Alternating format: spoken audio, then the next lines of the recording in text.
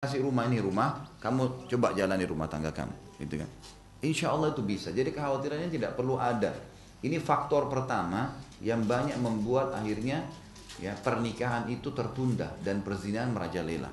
Karena kejahilan mereka tentang masalah hukum syar'i dan selalu menghubungkan prestasi dunia dengan masalah pernikahan. Padahal ini bagian daripada ibadah, tidak tunggu prestasi dunia.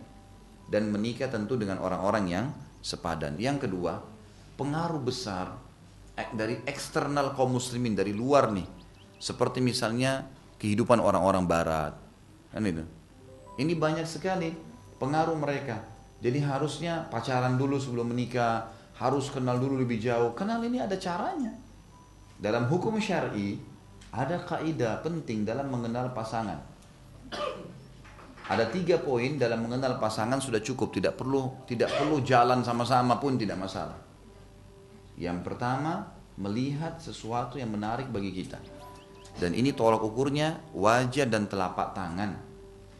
Kata ulama fikih, wajah itu adalah simbol dari kepala sampai ke perutnya.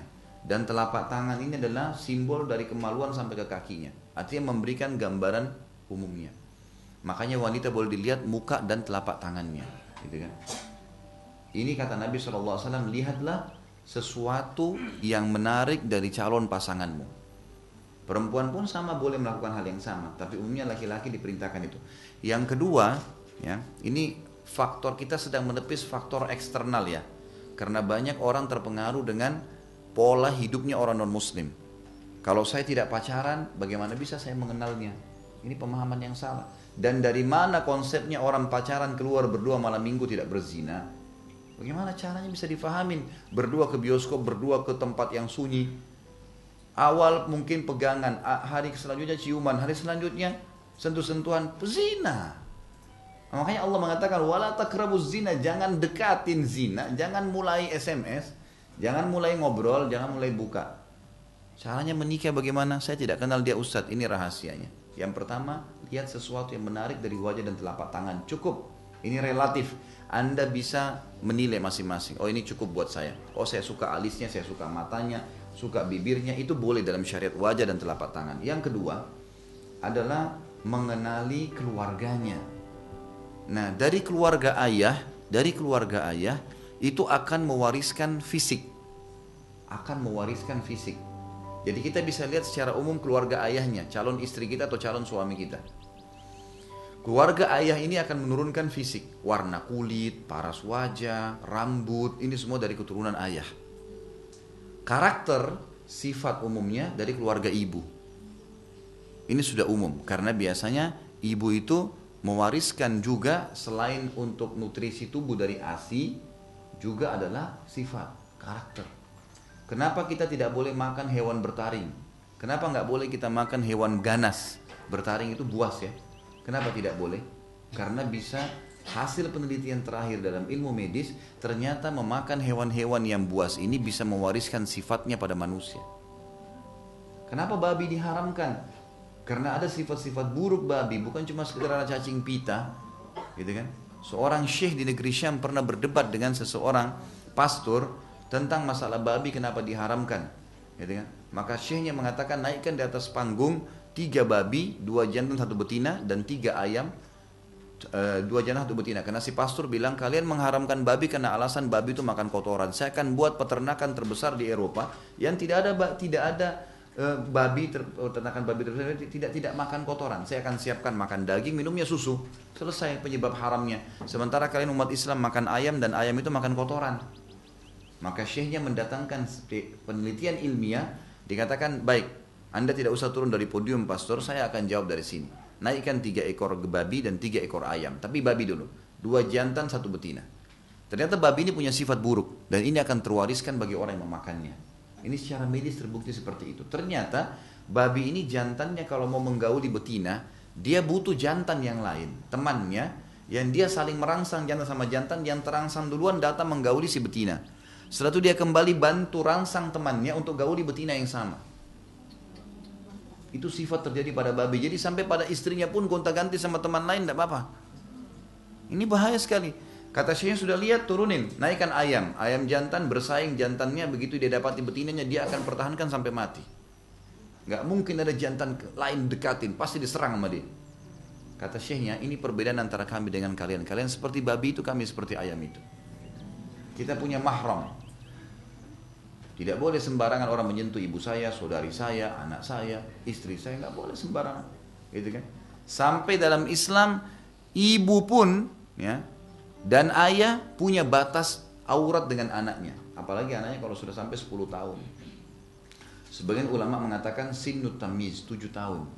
Ibu nggak boleh lagi mandiin anak laki-lakinya kalau sudah 7 tahun.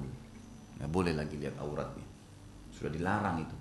Sebagian ulama mengatakan 10 tahun. Sama bapak-bapak nggak boleh lagi mandikan anak perempuannya 7 tahun atau 10 tahun. Nggak bisa. Ini sesuai dengan hadis Nabi. Perintahkan mereka sholat di 7 tahun. Dan pukul mereka di umur 10 tahun. Serta pisahkan mereka di ranjang. Nggak boleh. Apalagi kalau sudah gadis, sudah bujang. Ini lebih nggak boleh lagi. Nggak boleh lagi. Ibu nggak boleh sembarangan masuk di kamar anak laki-lakinya. Nggak boleh sembarangan masuk di anak perempuan. Dan satu-satunya yang boleh melihat tubuhnya semua hanya pasangan hidupnya. Sampai jadi jenazah pun tidak boleh. Ya. Jadi jenazah pun tidak boleh. Ya. Jadi kalau misal ada di antara muslimah meninggal, anak laki-lakinya ada bujang, nggak boleh dia mandikan ibunya. Seorang ayah meninggal, anak perempuannya nggak boleh mandikan. Yang boleh cuma suami istri atau sesama jenis. Saking tegasnya penjagaan aurat dalam Islam, ini nggak boleh, gitu kan? Baik. Jadi poin yang kedua untuk menikah supaya tidak pacaran setelah nikah. Silakan setelah nikah pacaran sampai kapok, boleh, nggak masalah. Berhubungan biologi sampai bosan-bosan, silakan. Ciuman sampai bosan, gitu kan. Keluar sama-sama sampai bosan, nggak apa-apa. Pahala malah, gitu kan. Tapi sebelum nikah nggak boleh. Kaidahnya bagaimana supaya saya tahu dia? Lihat sesuatu yang menarik dulu sehingga kita tertarik memang. Yang kedua, dan ini wajah sama telapak tangan tolong. Yang kedua, kenali keluarganya. Keluarga ayahnya akan menurunkan fisik. Keluarga ibunya akan mewariskan karakter. Gitu kan. Makanya pernah ada sahabat, dia putih, istrinya putih, begitu menikah, hamil, istrinya melahirkan anaknya hitam. Spontan suaminya bilang, kau selingkuh. Saya putih, kamu putih, ini hitam keluar gimana? Nggak mungkin ini, gitu kan? Lapor kepada Nabi SAW, kata Nabi pada orang ini, apa kau punya unta? Dia bilang, iya ada. Pasangan nggak? Ada pasangannya? Ada, jantan sama betina. Ada anaknya nggak? Ada anaknya. Sekitar kalau salah 4-5 ekor. Baik, kata Nabi SAW, apakah semua anaknya unta itu sama dengan warna ibu sama ayahnya? Kata orang itu tidak. Ada bahkan yang warnanya hitam bulunya. Kata Nabi SAW, kenapa? Kata orang itu, mungkin dari jalur keturunannya. Kata Nabi SAW, anakmu ini juga sama. Dari jalur keturunan. Kalau tidak salah ada makna riwayat yang lain adalah, apa kok punya kakek yang kulitnya hitam? Dia bilang iya. Kebetulan kakeknya masih hidup.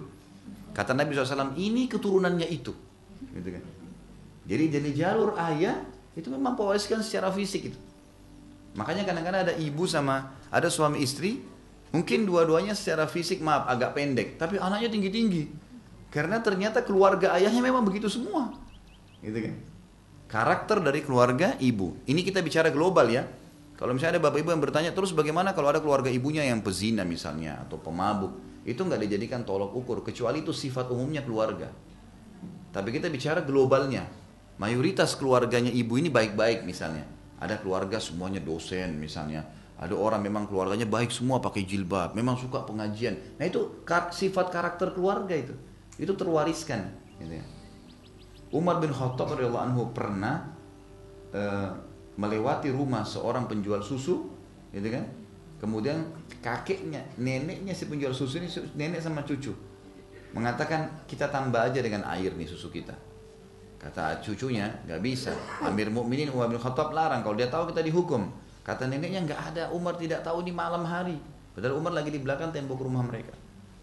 Lalu kata cucunya sambil menangis, bagaimana bisa kalau Umar tidak tahu nenekku, maka bagaimana dengan Tuhannya Umar? Sambil terisak-isak dia ketakutan kalau neneknya campur susu dengan air, takut dihukum sama Allah.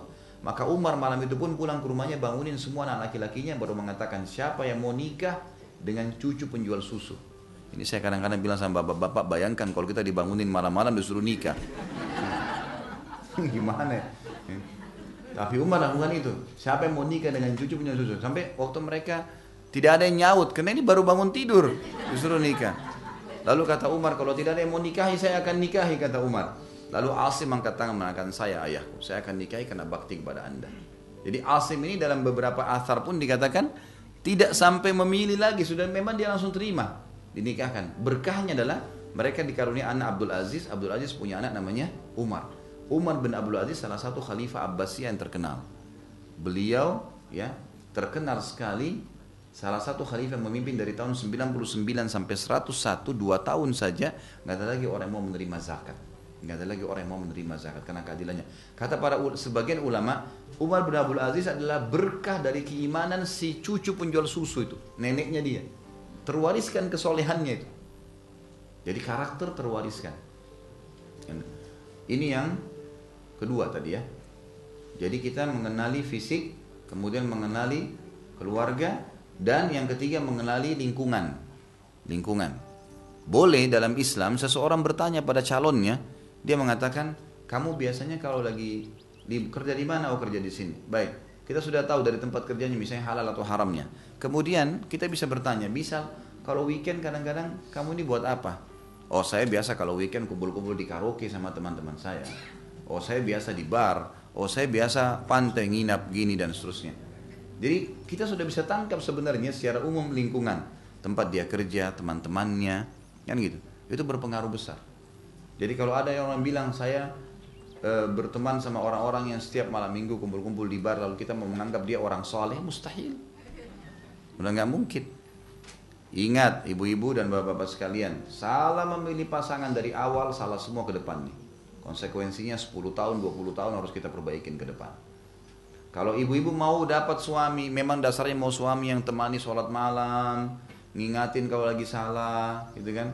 Kemudian selalu perintahkan untuk ingatkan perbuatan-perbuatan baik, baca Quran lah, dan anak-anak nanti akan ikut tahfidz Quran. Memang dari awal cari orang yang azan ke masjid, itu penuh masjid, banyak orang saleh. Harus begitu. Pernah ada ibu-ibu tanya saya, Ustaz, saya 10 tahun menikah, suami saya selalu selingkuh. Suami saya suka dusta. Saya tanya, Bu, ibu sebelum nikah sudah tahu belum suaminya begitu? Kalau dia istikharah, betul-betul ikhlas minta sama Allah, betul pasti Allah buka tuh. Tiba-tiba ketahuan dia dusta. Tiba-tiba kita tahu informasi yang tidak benar dengan dia, itu sudah peringatan dari Allah. Banyak ibu-ibu karena terpengaruh fisik saja. Oh, yang penting ganteng dan kaya. Masalah playboy nggak masalah. Ya siap kalau gitu. Jangan heran kalau dia nanti selingkuh setelah nikah. Memang sifatnya begitu. Bapak-bapak juga begitu. Banyak bapak-bapak yang berangan-angan punya istri yang soleha, pakai jilbab, sholat, didik anak-anaknya Quran, tapi nikahnya sama perempuan sembarangan di jalan yang tidak pakai jilbab. Gimana bisa ketemu antara target rumah tangga dengan cara milih pertama yang salah nih? Nggak mungkin kan gitu. Jadi harus difahamin masalah-masalah seperti ini. Lingkungan pasangan penting, kan gitu. Diketahui. Ini 3 hal kalau sudah diketahui, insya Allah tidak ada masalah. Tinggal bismillah, tawakal kepada Allah, menikah. Allah akan berikan yang terbaik. Baik, dikatakan di sini oleh beliau, dalam ayat ini Allah SWT menggiring zina ya, atau menyatukan zina sama syirik dan membunuh jiwa karena beratnya zina itu. Sebagai balasannya Allah menyediakan kekekalan di dalam neraka dalam azab yang berlipat ganda lagi hina selama seorang hamba tidak meninggalkannya. Ia wajib meninggalkannya dengan taubat, iman dan amal saleh. Allah Subhanahu wa taala berfirman dalam surah Isra ayat 32, A'udzu billahi minasyaitonir rajim wa la taqrabuz zina innahu kana fahishatan wa sa'a sabila. Janganlah kalian mendekati zina, jangan dekati zina, bukan jangan buat zina. Jangan dekati, tidak ada upaya untuk itu. Mulai melihat, mulai ngobrol, mulai tegur, tidak perlu. Sesungguhnya zina itu, kalau sudah kalian buka pintunya, adalah suatu perbuatan yang keji, pasti menyusahkan kalian, dan jalan yang sangat buruk. Allah SWT telah mengabarkan tentang kenistaan zina itu dengan sendirinya, yaitu keburukan yang mencapai klimaksnya sehingga kenistaan sudah melekat pada akal hingga bagi banyak hewan sekalipun. Di alam hewan pun sendiri, subhanallah, zina itu dianggap buruk. Kalau yang bukan pasangannya lalu dia gaulin, itu ada alam hewan yang menganggap juga itu buruk. Itu dinukil dalam riwayat Bukhari dalam sahihnya, bahwasanya Amr bin Maimun al-Audi, ia berkata, ra'aitu fil jahiliyah kirdan zana bi kirdatin fajtama al-qurudu alaihima farajamuha hatta mata. Di masa jahiliyah, ini seorang sahabat radhiyallahu anhu, beliau bercerita dalam riwayat Bukhari, Dia bilang di masa jahiliyah dulu sebelum masuk Islam, aku pernah melihat kera jantan berzina dengan kera betina. Maka kera-kera yang lain berkumpul di depan keduanya lalu merajam keduanya sampai mati. Pernah terjadi, disaksikan oleh sahabat tuh.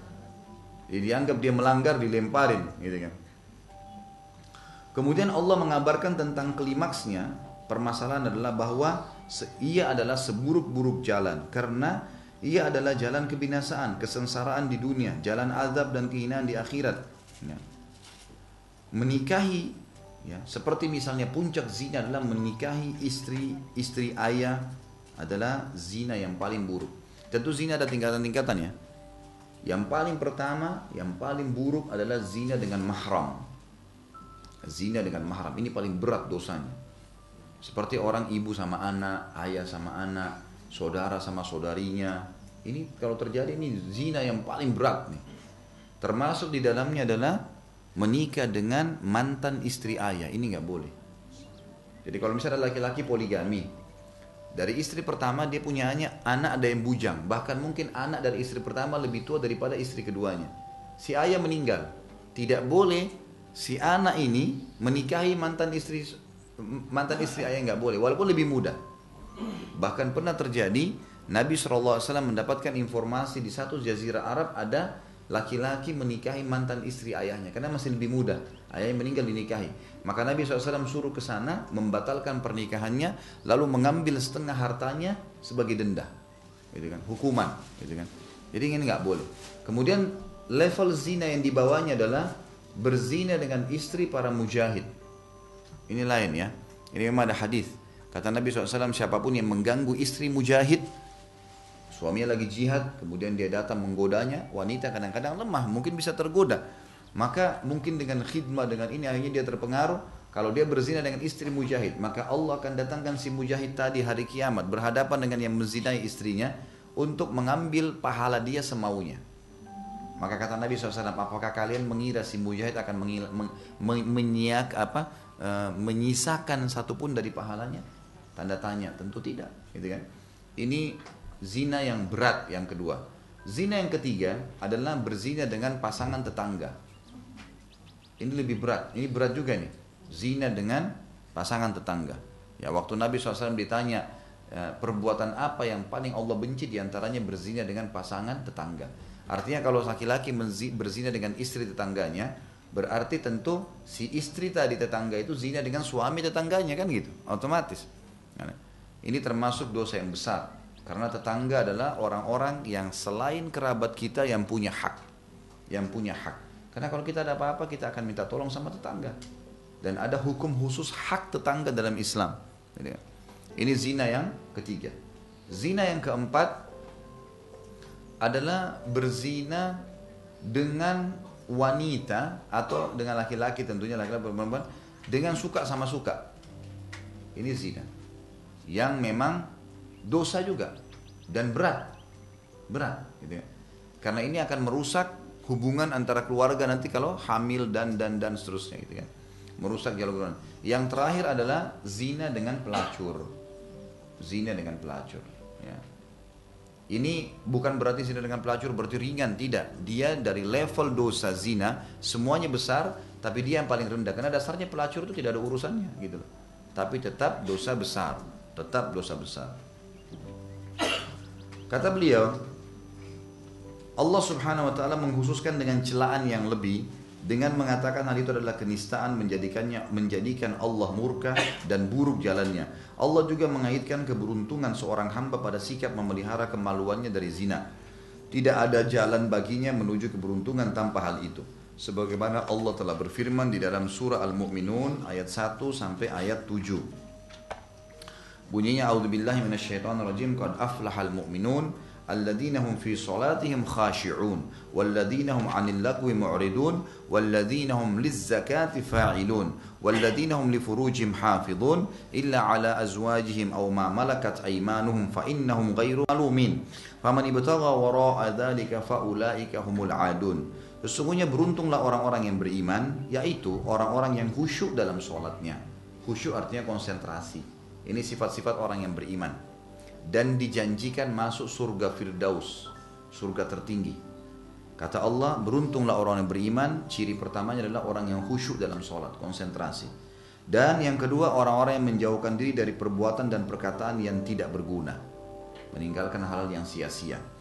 Yang ketiga, orang-orang yang menunaikan zakat. Yang keempat, orang-orang yang menjaga kemaluannya, kecuali pada istri mereka atau budak yang mereka miliki.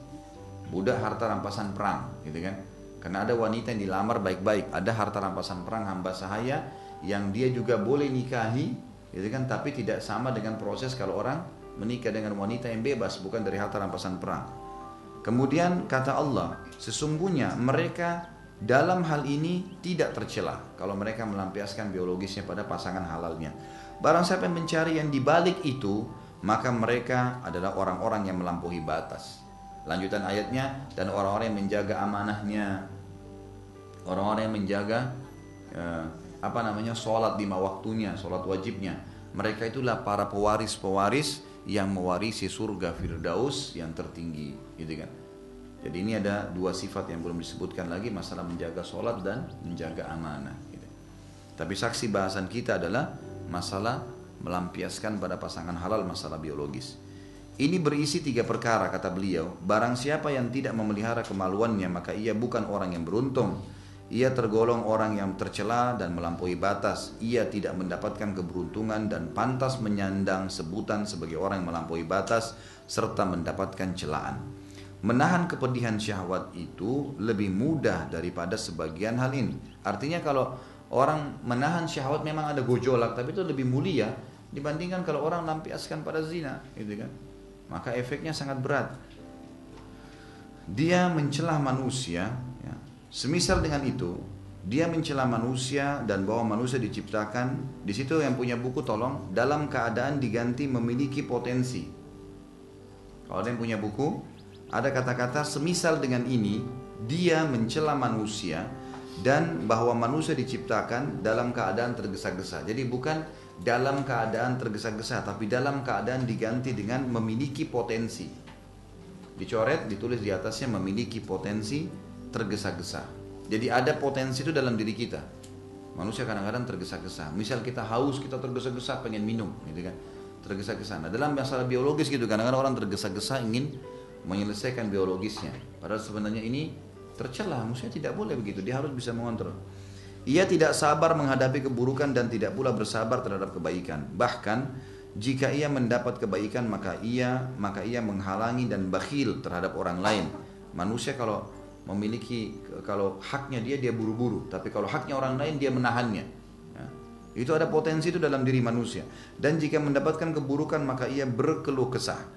Kemudian orang-orang yang dikecualikan oleh Allah adalah hamba-hambanya yang selamat. Dia menyebutkan di antara mereka adalah disebutkan dalam surah Al-Mu'minun ayat 5 sampai ayat 7. Kita buka dulu Al-Qur'annya ya. Al-Mu'minun surah nomor 23 ayat 5 sampai ayat 6. Tapi saya bacakan dari awal ya. Ini tadi yang kita baca sebenarnya yang sebelumnya ya. Qad aflahal mu'minun, sungguh beruntunglah orang beriman alladzina hum fi sholatim khashi'un, yang mereka khusyuk dalam salat mereka, walladzina hum 'anil lagwi mu'ridun, orang-orang yang menjauhkan diri dari perbuatan dan perkataan yang tidak ada gunanya, walladzina hum lizakati fa'ilun, orang-orang yang selalu menunaikan zakat, walladzina hum li furujim hafidun, dan yang mereka menjaga kemaluan mereka, tidak berzina, illa ala azwajihim aw ma malakat aymanum fa innahum ghairu malumin, kecuali terhadap istri yang mereka nikahi secara sah atau budak yang mereka miliki yang mereka dapatkan dari medan perang lalu mereka juga nikahi, maka sungguhnya mereka dalam hal ini tidak tercelah. Faman ibtagha wara'a dzalika faula'ikumul adun, barang siapa mencari yang dibalik itu maka mereka orang-orang yang melampaui batas. Walladzina li amanatihim wa ahdihim ra'un, dan orang-orang yang memelihara amanah-amanah yang dipikul dan janji-janjinya. Walladzina 'ala salawatihim yuhafizun, orang-orang yang memelihara salat mereka. Ulaika humul warithun, mereka orang-orang yang mewarisi. Alladzina yarithuna firdausahum fiha khalidun, yaitu orang-orang yang mewarisi surga Firdaus dan mereka akan kekal di dalamnya. Kita tutup bahasan kita dengan paragraf yang terakhir ini. Allah Subhanahu wa taala memerintahkan kepada nabinya agar memerintahkan kaum mukminin untuk menundukkan pandangan dan memelihara kemaluan mereka serta mengajarkan kepada mereka bahwa Allah menyaksikan dan melihat perbuatan mereka. Dia, Allah, mengetahui mata yang khianat dan apa yang tersimpan dalam dada. Ketika awal dari semua ini bersumber dari pandangan, maka perintah agar menahan pandangan lebih didahulukan daripada memelihara kemaluan. Sebab segala peristiwa itu berawal dari pandangan. Sebagai api besar, sebagaimana api besar bersumber daripada api kecil. Pada awalnya sekali pandang, kemudian lintasan pikiran, kemudian langkah, kemudian melakukan dosa. Karena itulah dikatakan siapa yang bisa memelihara 4 perkara, maka ia telah memelihara agamanya, yaitu pandangannya. Pandangan, jadi tidak boleh jelalatan, lihat sembarangan gitu kan. Apalagi di sini maaf, tontonan itu sangat parah sekali. Nanti akan kita sebutkan dalam masalah bab biologis, tidak boleh belajar biologis dari film porno, nggak boleh. Tidak boleh melihat aurat orang lain, haram. Mendukung zina, haram. Dan bagaimana Bapak Ibu bisa rela melihat pasangannya melihat orang lain yang pasti dalam film itu lebih sempurna daripada diri kita, gitu kan? Maka pasti dia akan berhubungan bareng sama kita tapi membayangkan. Dan ini tidak boleh, ini termasuk bagian daripada zina. Bagian daripada zina. Tidak akan maksimal ya hubungan biologis secara medis kalau membayangkan orang lain dan secara agama berdosa. Nggak boleh. Harus pasangan kita memang di depan kita. Bagaimana orang yang sedang merangsang kita lalu kita membayangkan orang lain, itu nggak mungkin, gitu kan? Secara agama haram, secara medis tidak sehat. Sampai ada seorang ibu pernah membahasakan kepada saya, ini bukan aib dan saya tidak sebutkan namanya, cuma mengatakan, Ustadz, saking parahnya apa yang Ustadz sampaikan ke kami tadi itu, masalah menonton ini sampai suami saya sekarang kalau mau hubungan biologi sama saya harus nyalain laptop, nonton film porno, baru bisa menggauli saya karena sudah bertahun-tahun begitu. Jadi dia sambil melihat sambil menggauli istrinya. Jadi istrinya cuma seperti boneka saja, tidak ada manfaatnya. Ini penyakitnya parah sekali, nggak boleh. Ada dukungan terhadap zina, melihat aurat orang dan merusak hubungan kita dengan pasangan kita. Itu nggak boleh. Jadi pandangan sini maksudnya pandangan yang memang diharamkan, nggak boleh. Lintasan pikiran tidak boleh membayangkan ya mereka itu kata-kata dan juga langkah. Kata-kata tidak boleh mengucapkan yang berbau syahwat dengan yang tidak halal, tidak boleh. Sama suami, sama istri silakan ucapkan. Maka setiap hamba harus menjadi pengawal bagi dirinya di depan 4 pintu tersebut dan senantiasa berjaga-jaga di perbatasannya. Sebab dari sinilah musuh akan masuk, syaitan, lalu memasuki seluruh penjuru negeri dan menghancurkannya sehancur-hancurnya. Akan rusak semua kejiwaan. Nikah adalah perisai dan pelindung seorang hamba dari terjerumus ke dalam zina.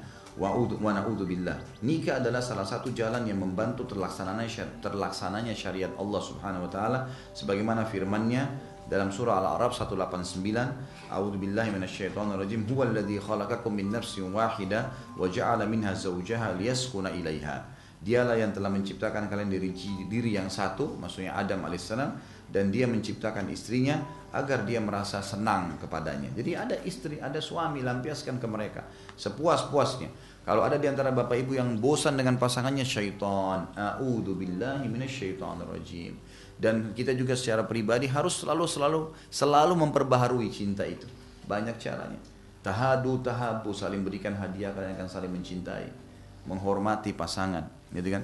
Dan yang penting adalah selalu menjaga pandangan mata, lintasan pikiran. Ini berbahaya, karena nanti kita akan meninggalkan pasangan kita. Ini nggak boleh.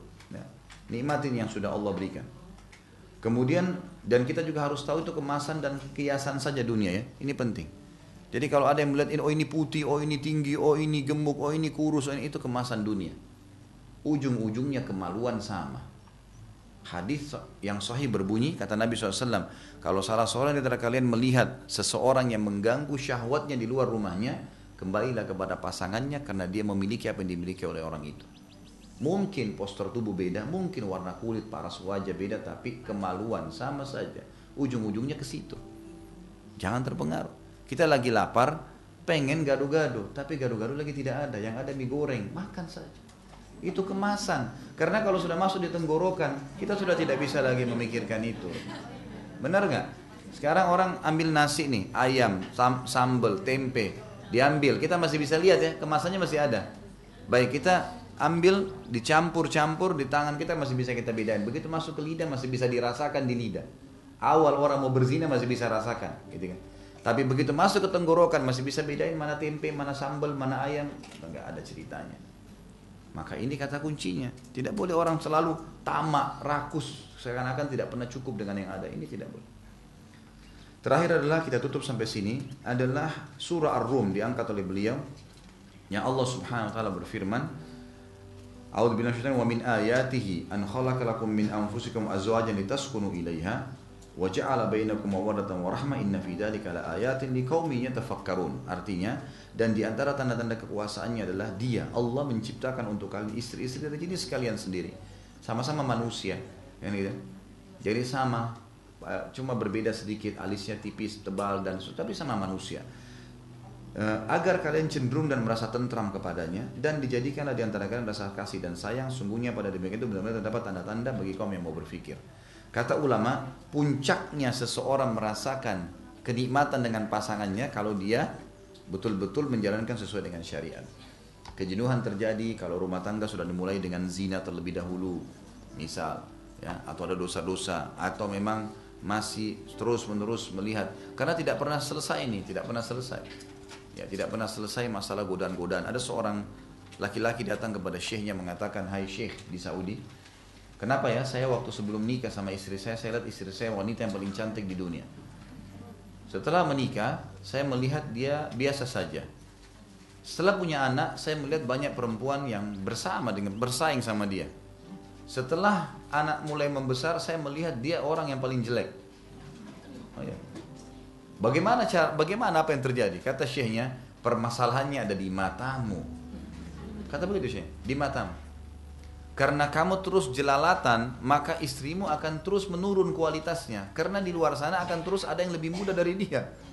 Turunkan pandangan matamu, maka kau akan bisa mengembalikan istrimu jadi tercantik seperti sebelumnya.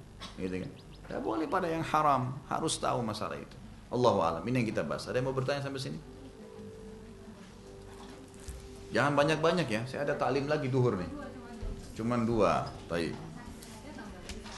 Jangan tambah dulu. Bisa saja pertanyaannya ada di sini nih. Assalamualaikum warahmatullahi wabarakatuh. Ibu saya ingin menikahkan adik saya dengan pria pilihan ibu saya. Pria itu orang Islam, akan tapi belum tertarik kepada ilmu agama. Permasalahannya adik saya sudah menolak karena tidak cocok. Tapi ibu saya sangat memaksa adik saya, sedangkan adik tetap tidak mau. Sekarang ibu saya marah karena saya tidak mau mendukung ibu saya untuk memaksa adik saya. Bagaimana sebaiknya yang saya lakukan? Tetap mencari ridho ibu dan tetap memberikan pemahaman-pemahaman kepada ibu agar ibu tidak ngotot untuk menikahkannya. Dan coba sampaikan kepada ibu anda tentang masalah ya, hadis-hadis syar'i yang kata Nabi SAW, kalau datang kepada kalian yang kalian ridhoi agamanya dan akhlaknya, maka terima lamarannya. Kalau tidak terjadi kerusakan di muka bumi. Nabi SAW yang suruh kita mendahulukan iman dan akhlak, bukan cuma karena kekayaan, gitu ya. Dan tidak berdosa, tidak durhaka seorang anak kalau dia tidak suka kemudian dipaksa orang tuanya masalah menikah. Bahkan di dalam buku-buku fikih termasuk buku Bulughul Maram ada hadis-hadis yang diangkat, dan ini Bapak Ibu bisa ikutin. Ya, mungkin Bapak yang bertanya bisa kembali kepada ceramah saya di Bulughul Maram di bab nikah. Saya tidak ingat hadis keberapa, mungkin hadis yang ke-1000 sekian. Tapi ada hadis yang disebutkan kalau pernah ada wanita, anak gadis menikah karena dipaksa oleh orang tuanya. Lalu dia tidak bisa jalankan rumah tangganya. Dia mengeluh kepada Nabi SAW. Lalu Nabi ceraikan. Jadi tidak boleh orang tua, bukan berarti karena dia orang tua lalu dia mau memaksa segala-galanya, itu nggak boleh. Ada hak-hak anak yang tidak boleh dilanggar, termasuk masalah menikah. Kecuali kalau anak kita mau nikah sama orang buruk, itu lain. Ini kalau terbalik kasusnya malah ibunya paksa dengan orang yang buruk, ini kesian si anak, gitu kan? Karena ingatkan, coba sampaikan kepada ibu-ibu, setetes sperma masuk ke rahim adik saya sudah cukup akan anak itu menjadi, kalau dia hamil, anak laki-laki ini akan jadi ayah anak ponakan saya selamanya. Kalau dia buruk maka akan jadi masalah. Jadi ibu tolong doakan, rayu ibu itu, berikan doakan supaya dapat pasangan yang baik dan seterusnya. Apakah ada batasan dari ta'aruf sampai ke waktu akad nikah? Tentu ada, tidak boleh ada pelanggaran agama, tapi boleh komunikasi. Tidak dilarang dalam Islam bertanya, gitu kan?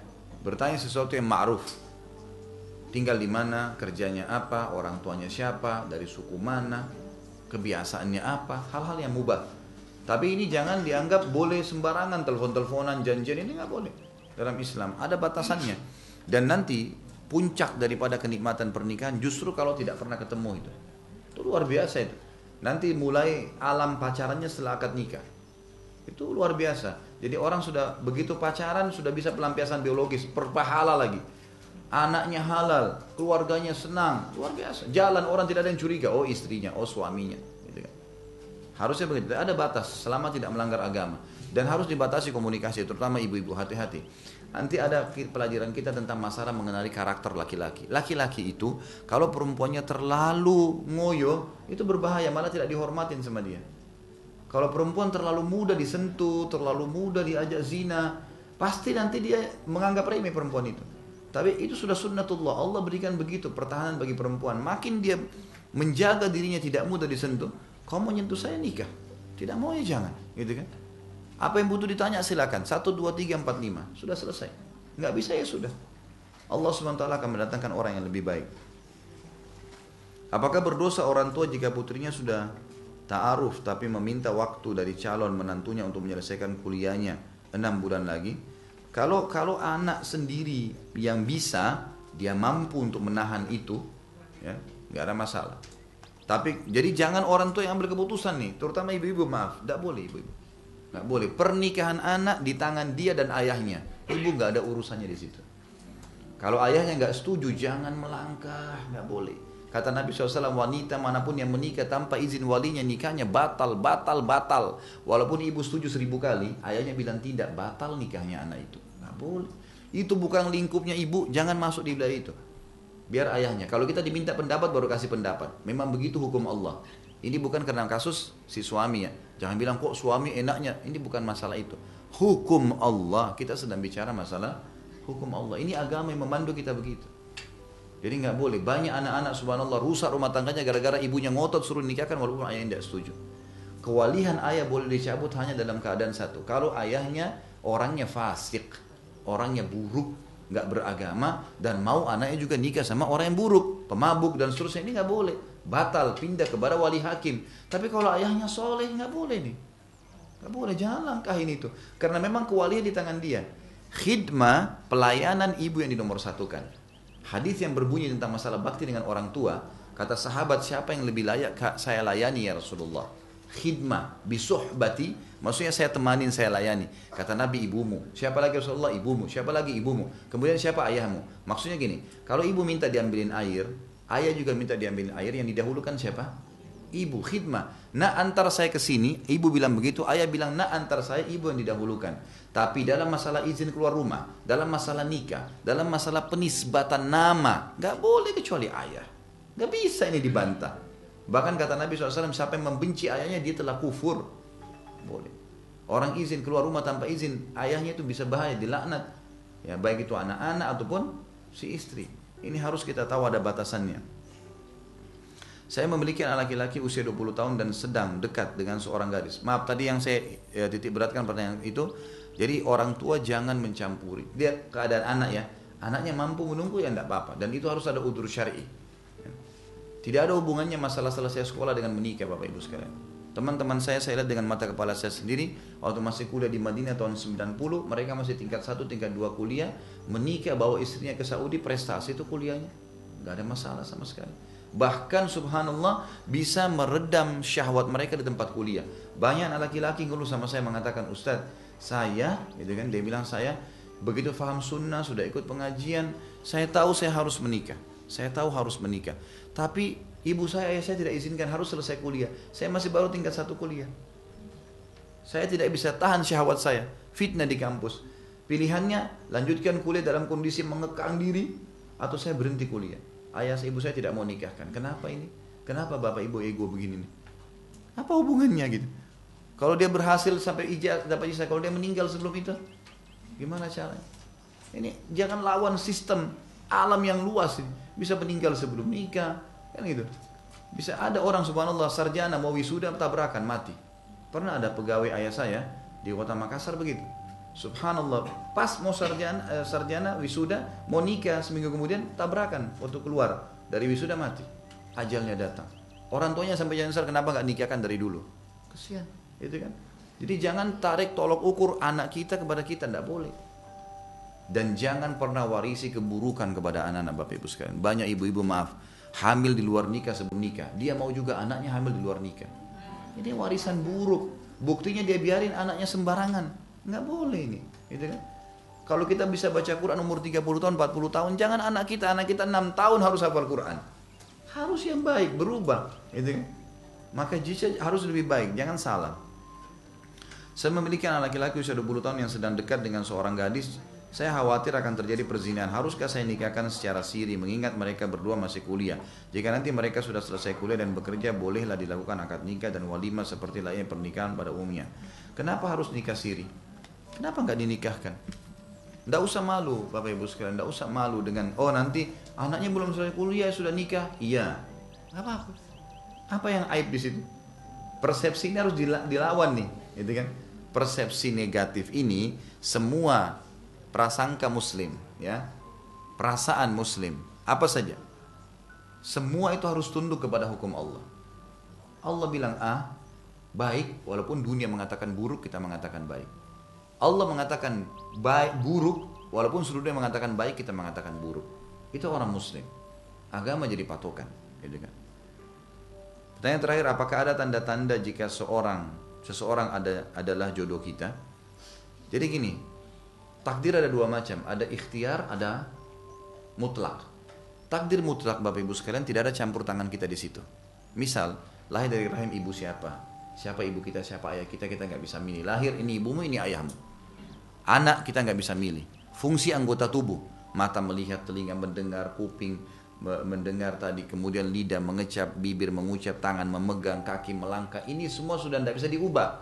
Nggak ada orang bisa makan dengan matanya, ya, melihat dengan telinganya, nggak bisa. Sistem alam, pergantian siang malam, hujan, musim, tidak bisa dilawan, itu mutlak. Termasuk dalamnya adalah sebagian rezeki dan ajal. Ini nggak ada campur tangan kita. Rezeki termasuk misalnya air sama teh ini saya nggak pernah pesan, lalu dikasih. Kita lagi duduk di rumah dikasih makanan. Orang tua kita banting tulang, kita dapat warisan.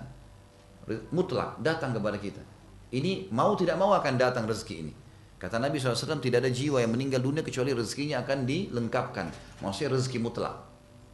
Ada yang takdir kedua namanya ikhtiar. Ikhtiar ini berhubungan dengan perilaku seorang hamba, pilihan dia. Seperti makan, minum, aktivitas sehari-hari, tidur. Masuk dalamnya menikah. Masuk dalamnya menikah. Masuk dalamnya juga memilih kebenaran dan kebatilan. Masuk Islam atau tidak. Itu namanya takdir ikhtiar. Artinya Allah catat di Lauhul Mahfuz tapi sesuai dengan pilihan hamba itu. Dia yang milih, dia yang tentuin. Misal saya mau menikah dengan A, B, C, lalu saya pilih si B. Pilihan saya. Allah SWT cuma berikan petunjuk, cari yang baik, yang beriman, gitu kan. Mau lebih jelas istikharah, saya akan berikan petunjuk. Tapi pilihan dia, itu namanya takdir ikhtiar. Dalam masalah jodoh ini ikhtiar kita. Ikhtiar. Dan kita pada saat tidak mau, salah kalau ada orang bilang jodoh saya belum datang, ini keliru. Pertanyaan saya kepada orang yang berkata seperti ini, berapa banyak orang yang telah Allah utus Anda tolak? Yang putih datang gak mau, yang hitam datang gak mau, yang gemuk gak mau, yang pendek gak mau, maunya apa ini? Rewel dia sendiri. Gak mau yang ini, terlalu gemuk, baik Allah kirim yang kurus. Terlalu kurus, ya. Datang yang tinggi, ini terlalu tinggi, banyak, dia yang nolak. Coba kalau dia tangkap sinyalnya Allah Subhanahu Wa Taala, oh ya ini sudah datang orang melamar, oh ini orang yang saya cenderung, istikharah, Allah akan mudahkan jalannya. Jadi tidak ada tanda khusus kecuali kita sudah tahu orang itu datang misalnya, atau memang ada kecenderungan mengungkapkan ingin menikah, kita tinggal istikharah, Allah tinggal mudahkan. Bagaimana proses pernikahan secara syar'i? Ini ada bahasan juga sendiri, nanti ada di buku kita ini, dan ada juga insya Allah di materi saya sudah diangkat di YouTube manajemen rumah tangga Islam. Pertama, nggak boleh ada pelanggaran agama. Pernikahan Islam tidak boleh ada pelanggaran agama. Tidak boleh ada pelanggaran agama, tidak boleh zina sebelum nikah, ya, gitu. Tidak boleh terbuka aurat di acara gedung, gitu. Jadi tidak boleh ada ikhtilat, campur baur. Berapa banyak acara pernikahan di Jakarta menghasilkan perzinahan karena ajangnya luar biasa, gitu kan? Musik yang dibolehkan adalah perempuan memukul gendang sesama perempuan. Selain daripada itu tidak dibolehkan. Ini hukum syar'i. Jadi kalau panggil artis perempuan nyanyi, nari-nari di depan orang semuanya, akhirnya laki-lakinya pada sorak-sorak, lihat aurat, silakan panen dosa, gitu kan? Memang sudah begitu. Dan banyak terjadi anak muda laki-laki perempuan datang jadikan ajang pernikahan di gedung-gedung mewah untuk berzina. Mereka bertemu janjian, akhirnya nginap di hotel di atas, mereka hanya berzina. Banyak terjadi. Siapa yang nanggung semua? Pembuat acara, punya andil. Gimana caranya? Gak boleh ada kemaksiatan. Yang kedua, pernikahannya harus ada wali wanita. Yang ketiga, ada mahar. Wali ini ayahnya ya. Tidak ada ayahnya, saudaranya. Kalau dia janda punya anak laki-laki boleh jadi walinya, pamannya, pokoknya ada laki-laki.